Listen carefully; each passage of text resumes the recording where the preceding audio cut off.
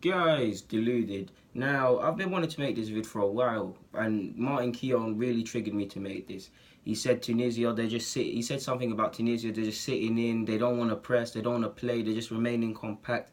It annoyed me. Lionel Messi said that this tournament as well when Argentina played, said Iceland didn't want to play, they just wanted to sit. We've seen it many times when a big side in the Premier League loses a game. We've seen it in the Champions League.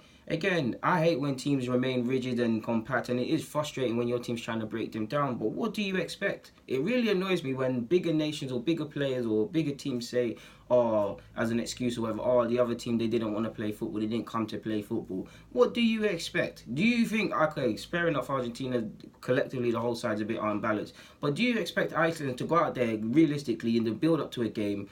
Do you realistically think Iceland are going to go out there and say, all right, there's Lionel Messi, we can match them for football, we can match them? Or are they going to find a balance, play when the game allows them the opportunity to get the ball moving, remain compact, rigid and rigid defensively, and then move forward from there? How can you expect sides not to do that, especially the smaller sides? Like, how could you expect sides not to do that? It just, again, I'm not knocking it. It does frustrate me. It just feels like a cop-out, and I'm tired of it, to be honest. Martin Keown was ridiculously biased yesterday towards England as well for natural reasons.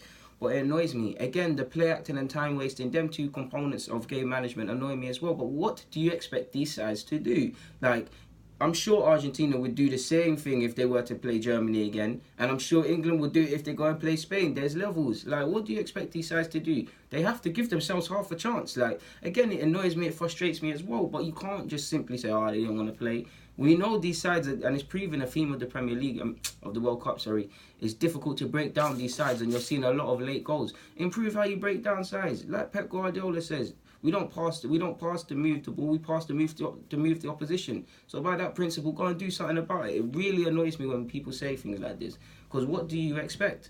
Before you point one finger, there's, by that logic, when you point one finger, there's three fingers pointing back at you. So by that logic, you could have done better. There's certain things, yes, your point might be valid, but there's certain things you could have done. Would he be mentioning, if we didn't score that goal, he would still be mentioning it. But if England killed the game off in the first half when the opportunity presented itself, similar to what Brazil failed to do against Switzerland, even the Brazilian players were saying it, failed to do what they did against Switzerland, it would just be merely nothing to talk about. So kill the game off. Don't, like, these small nations, and again, I'm not trying to disrespect anyone by calling them small nations, but they have to give themselves half a chance. That's the only way to give themselves half a chance. What do you expect? They're not going to go out there and try and match you for power, physique, and play. They're not going to do it. Because sometimes, more time, some of these people are not even professional footballers. Like, come on now.